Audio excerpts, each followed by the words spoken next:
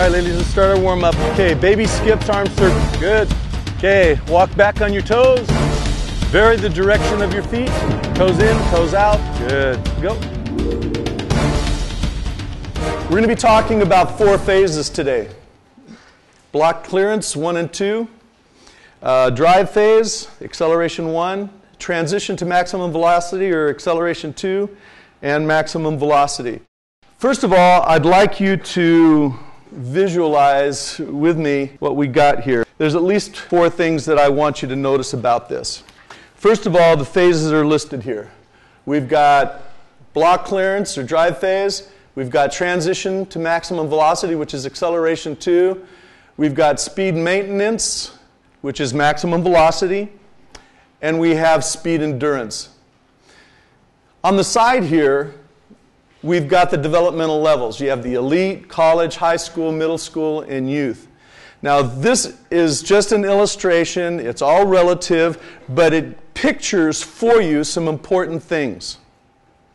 First thing is that your athletes are going to be using a certain kind of force, horizontal force. They're pushing back against the ground. Acceleration 2. They no longer can push back against the ground. The angles change. They're running themselves tall. Now they're in acceleration 2. When they get to this part here, they're in maximum velocity, and the mechanics are going to change there as well. USA T&F suggests that the drive phase could go out to 30 meters, transition to maximum velocity at 60 meters, and they are able to hold that maximum velocity out to 90 meters. One of the key components of this little illustration here is the aspect of speed endurance. We'll be talking about this later too, but you have to realize that the parameters are changing. With Usain Bolt reaching his maximum velocity at 80 meters,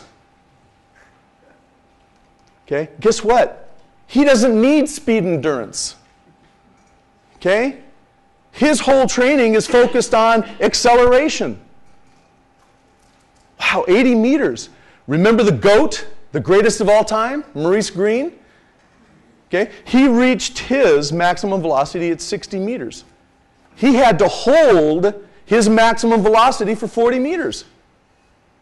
Okay? Now, what is your developmental group? If you have an elite athlete, you know, you probably don't have to worry about speed endurance very much. Now, again, we're talking about the 100 meters here, okay?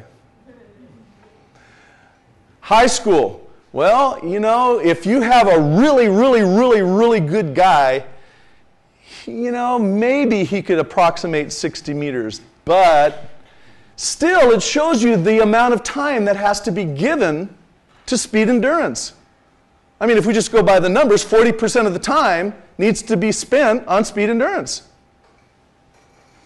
Middle school, youth, my goodness, if you have club kids, look at how much time they have to spend with speed endurance. 80% of your time needs to be spent on speed endurance for the youngest of kids, for them to realize their potential in this particular place where they're at. Okay? Training for the 100 meters is related to the above illustration, when for elite athletes, acceleration is about 60% of the time, and the training time needs to be set appropriately. What I'm trying to say there is that just like for that kid who is a developmental athlete and he needs to spend 80% of his time in speed endurance, why would you want to spend 60-70% of time trying to get him to come out of the blocks when he's going to die anyway? See what I'm trying to say? So your training for your athletes is really important. The kind of energy systems that you're developing with them. That's it. Good. Good.